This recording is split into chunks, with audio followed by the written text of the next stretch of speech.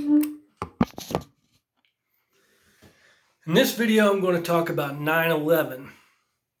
Unlike the Kennedy assassination and the moon landings, this has happened after I was an adult, and I kind of jumped onto the personal investigation of it probably before almost anybody. Because I saw the footage whenever the towers went down. I was actually watching it live on television at a small cabin in Pennsylvania, and with the mother of my children and the one child that we had been born at that point, I was like, let's get back to West Virginia, because it felt like the beginnings of Armageddon, quite frankly, to have seen that happen and the horror of when the towers went down. So back at home in West Virginia, I'm preparing for the worst and wondering what was going on. I proceeded to follow the events, and it was announced that we were going to send forces to Afghanistan right away. So I wanted, motive supersedes a suspect, and I wanted to know what the motive would be for there to be a war between Afghanistan and the United States. Because knowing what I do about Muslim people and the history of the Muslim countries is they weren't really involved with American affairs until we wanted their oil. Other than that, we had no reason for us and them to be at war. Now, you had the Crusades hundreds of years ago, which that was about a battle for the Holy Lands. And there's still some of that going on, but as far as the United States is concerned, the battle's been over oil, and it dates back to the 40s. But before we get to that, so Afghanistan, I wanted to see how Afghanistan was linked to oil. I was thinking that has to be the motive behind this. Why Afghanistan's upset with us, was it have to do with some oil fields? So I began research and different websites related to oil. And then I found one called oilsurvey.com. And on this website, there was a quote from George Bush Sr. that said that this is the most informative website on what's going on in the world of oil that there is. Now, I had already looked into Afghanistan on other websites related to oil and found out that they didn't have oil fields there in Afghanistan, which I thought was curious, but I didn't stop research. When I got to the Oil Survey website and entered in their search engine Afghanistan, bam, there it was. It came up quick in subjects of news. And I found out that Unocal was negotiating a pipeline to be made from Tajikistan, formerly part of the Soviet Union, which is landlocked. So in order to get that oil shipped out, okay, when the Soviet Union broke off into separate countries, that was an opening for the United States to potentially be able to get their hands on some of the oil, work a business out with Tajikistan. I could be pronouncing that wrong because, it's something I've read rather than having it heard. And so pronunciation is whatever. So, okay. So the oil pipeline was going to get it to the Persian Gulf, and it was going to have to go through Afghanistan.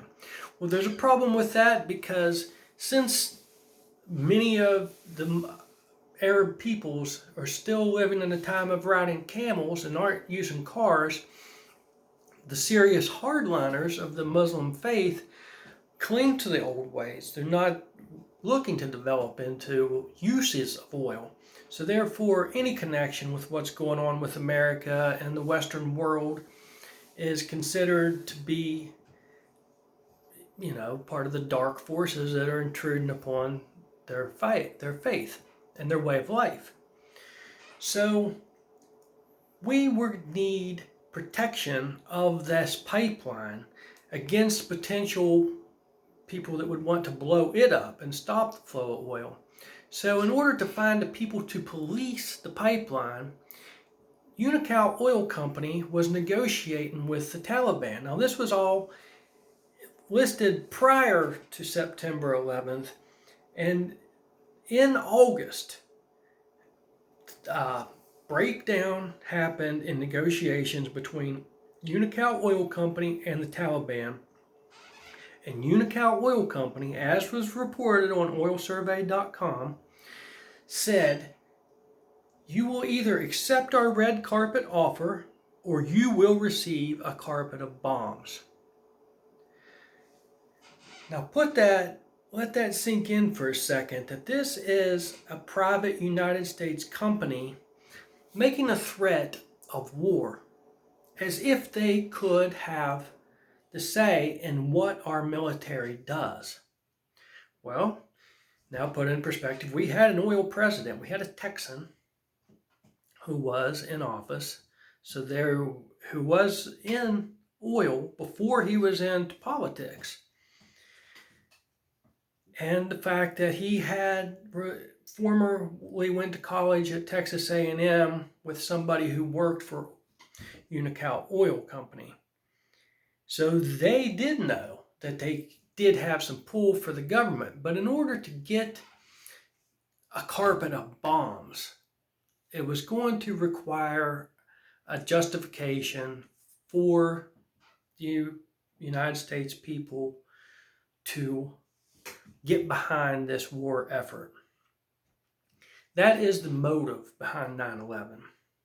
And with the motive, then you have the suspects, whether it be totally a Arab thing, so that's what I found out. So whether I can certainly not prove who perpetrated it, but what I can prove, what I did see evidence of with my own eyes, is that a private company in the month of August, less than a month before we moved forces into Afghanistan, gave them that threat. They either cooperate with us or they would receive a carpet of bombs. So what I do know is that a private oil company had confidence that they could create a war, that they did have power over what the military forces would do there. That's what I know with my own eyes. I'm not an expert on whether that was a controlled demolition, but I do know that they had a motive to want some reason to send forces over there. Okay. Now, what I'll jump to beyond that, from what I can speak with confidence about, is then the resuming of war with Iraq, that we just sort of took that opportunity to expand our military efforts back into Iraq. Because what happened in Iraq is a little bit different. We had, after World War II, there was a 50-year lease of the oil fields that was paid for, and it was tolerated by the people of Iraq, the governments of Iraq, that we used their oil for 50 years. Well, if you do the math on that from the 40s, when the lease started, and then when did we have the first Gulf War? That was in the early 90s. So there's your 50-year time span. Because then the oil fields were going back into the control of the Iraqi people, but we weren't done with pumping out all the oil. We still had a reason to need that oil.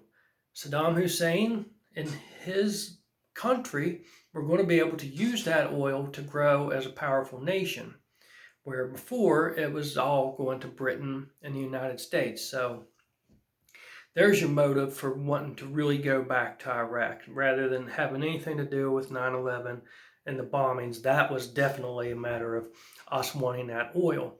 Now, Kuwait, we were told that the first Gulf War took place because we were defending Kuwait against the Iraqis. Well, Kuwait became a nation on the decision that they would cooperate with Britain and the United States using their oil. So we're like, yes, we wanted to accept them as a sovereign nation, even though we knew that was a dictatorship. There was no elected official. There was a prince who went out of the country to live because he was in fear of his own people for having created that agreement with the United States and Britain. And beyond that, you can research more for yourself. But there's another very huge thing that the American people need to know, because we need to consider our relations with other peoples to be based on what's really going on rather than what's being told is going on, rather than being the sheeple, be the people.